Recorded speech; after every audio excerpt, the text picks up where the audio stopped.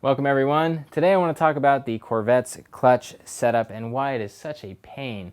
So I was on the racetrack, and a typical problem with the Corvettes is that they will have the clutch pedal issues where the clutch pedal will stick to the floor and you will not be able to shift the car.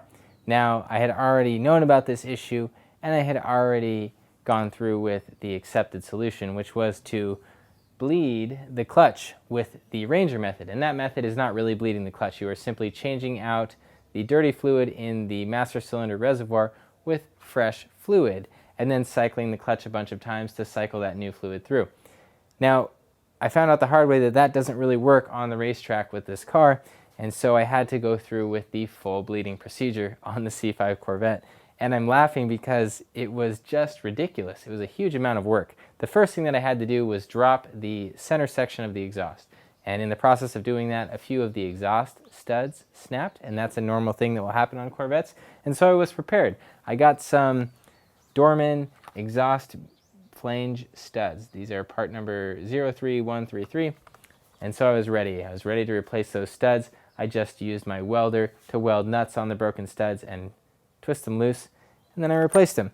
Now, going forward, I wasn't able to access the bleeder yet. I still had to remove this giant tunnel plate with a bunch of 8mm bolts, so I got my impact wrench out and removed that tunnel plate.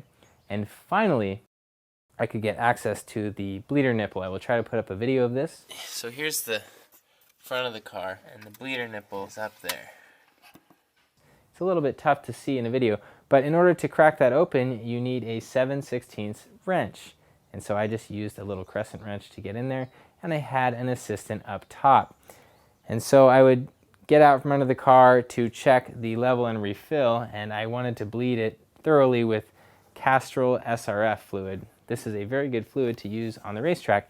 And so it took a really long time actually to get all of the gunk out of the slave cylinder. I was bleeding it for a very long time, probably about 30 clutch pumps. So quite a bit of fluid went through until I got clear Castrol SRF fluid coming out the bottom.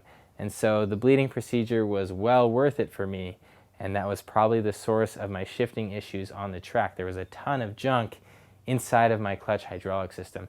Now, the other thing that you can do when you're down there, when you have all this stuff apart on your C5 Corvette, is that you can pull off this clutch inspection window and see what the clutch looks like. You can see whether you have life left on your clutch or whether you're going to have to replace the clutch soon. And let me tell you, a clutch job is not something that you want to tackle on the C5 or C6 or C7 Corvette. It's really a pain. And so I was very excited when my clutch looked like it had a ton of life left. And so this car is going to last me quite a while without having to do any major maintenance on it. It's a huge pain to do the bleed properly on this car, and that's why so many people recommend just doing the Ranger method, because the Ranger method is very effective for about 90% of Corvette drivers. Now, if you're on the track and you're pushing it very hard, you will reach the limits of the Ranger method, and it's simple to see why. There's a line coming out of that slave cylinder that runs up the bell housing and right past the header, and there's a huge amount of heat being generated on the racetrack. So any fluid that is not able to take that temperature will boil, and your clutch pedal will be stuck on the floor.